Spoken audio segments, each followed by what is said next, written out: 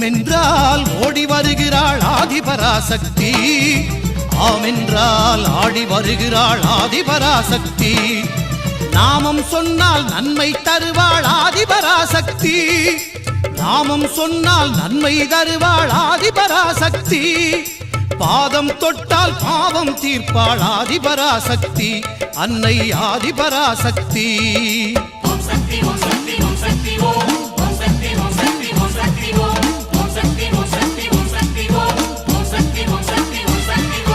ஓம் என்றால் ஓடி வருகிறாள் ஆதிபராசக்தி. ஓம் என்றால் ஓடி வருகிறாள் ஆதிபராசக்தி. ஆம் என்றால் ஆடி வருகிறாள் ஆதிபராசக்தி. அன்னை ஆதிபராசக்தி.